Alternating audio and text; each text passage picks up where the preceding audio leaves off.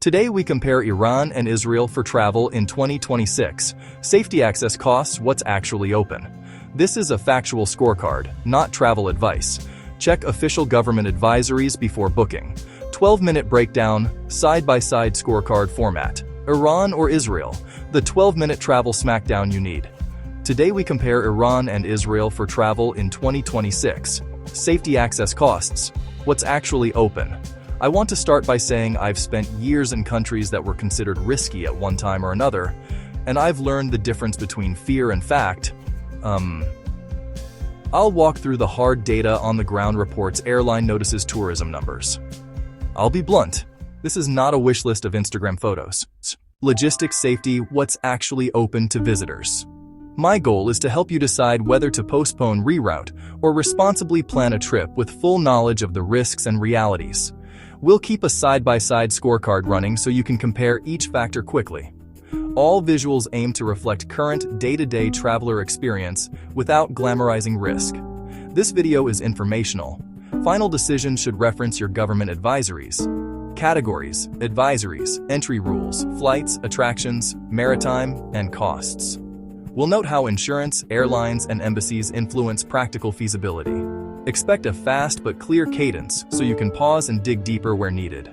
Let's start with official advisories and on-the-ground operating reality.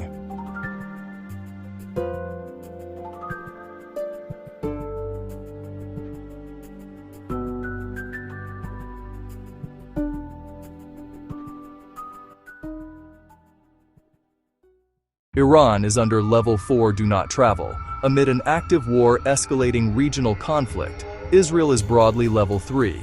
Reconsider travel, many tourist regions operating elevated risk. Score safety. Israel leads. I'll break down exactly what those advisory levels mean for you. Insurance implications, airline policies, entry hesitations. Government advisories aren't just suggestions.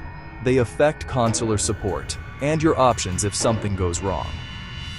In practice, many embassies have limited capacity in Iran. They may advise evacuation or recommend avoidance. Some nationalities face entry bans to Iran if passports show Israeli stamps, or adjacent border stamps factor strict entry rules into planning. This is one of the most practical constraints. Even if you can fly in, your passport history can immediately disqualify you.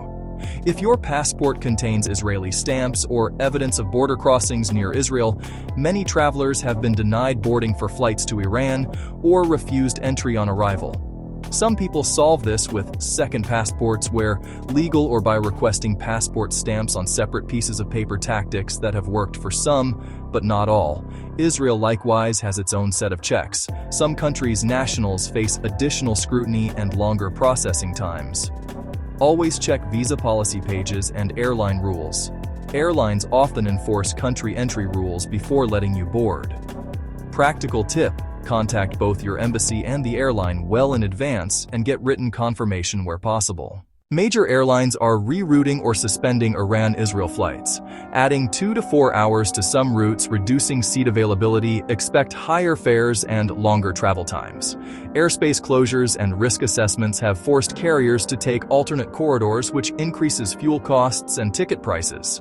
In some cases, airlines have paused entire routes while they reevaluate insurance and crew safety, leaving fewer options for direct travel. Those reroutings also mean longer layovers and transfers in third-country hubs, so expect travel time inflation. Frequent changes to schedules have left passengers scrambling and increased the chance of missed connections. Despite conflict, Israel saw 1.3 million visitors in 2025 and signals of 2026 recovery. Iran's visitor numbers are suppressed by advisories and active hostilities. Those 1.3 million are not uniform. Many were domestic visitors, diaspora returns, short regional trips rather than long international vacations. The tourism infrastructure in Israel remains active in much of the country, with hotels, guided tours, and museums operating, often with heightened security. In contrast, Iran's inbound tourism has been sharply curtailed by the Level 4 advisory and the realities of active conflict in some regions.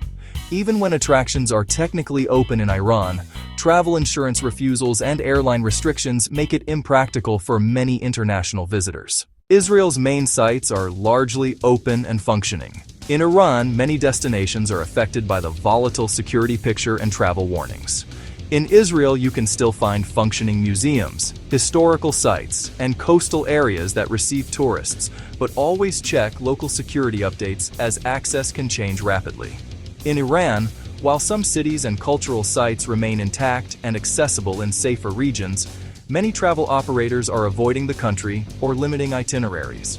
Even when a site is officially open, services like guided tours, transfers, and international payments can be disrupted. Some travelers have reported being able to visit remote historical attractions with private guides, but that requires research, risk acceptance, and clear insurance understanding.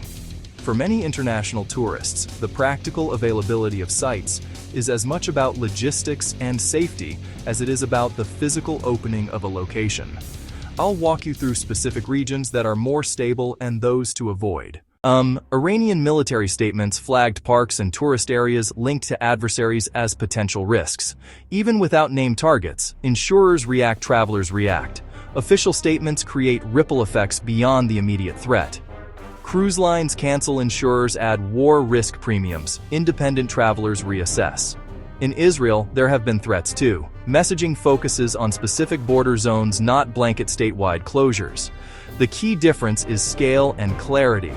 Israel often names regions to avoid. Iran's advisories plus conflict raise overall risk for foreigners. The Strait of Hormuz disruption left thousands of seafarers and cruise passengers stranded, curtailed Persian Gulf cruise options, significant for regional itineraries. Cruise operators reroute sailings. Cruise operators cancel sailings for travelers that can mean lost deposits and scrambled plans. Port calls in either country. Port calls in nearby states can be highly sensitive to regional escalation, leading to sudden itinerary changes. Commercial shipping delays increase costs for goods and can disrupt travel supply chains for hotels and tourism businesses. For travelers planning a regional cruise or naval-adjacent itinerary, the uncertainty is substantial. Analysts estimate massive global travel losses from the Iran war and an aviation quagmire. This raises cancellations, insurance costs, and supply issues for both regions. Airlines facing closed airspace and increased insurance premiums pass costs to consumers via higher fares or reduced schedules. Hotels and tour operators see unpredictable demand swings. Some pockets suffer sharp declines, while others absorb domestic or regional visitors. For travelers, this means fewer bargains, potential last-minute price spikes, and more complex refund negotiations. Travel insurance premiums and exclusions have already shifted to account for conflict-related risks, often leaving travelers to self-insure in practice. Bottom line, from a safety and accessibility standpoint in 2026, Israel generally ranks safer for typical tourists, but risks remain. Iran is under a do not travel advisory. Always consult your government travel warnings. Always consult airline notices. Always consult your travel insurance before booking. If you found this scorecard useful, like, subscribe. Check the links in the description for sources and updates. This video is not telling you where to go. It's equipping you with a realistic, side-by-side scorecard so you can make your own informed decision.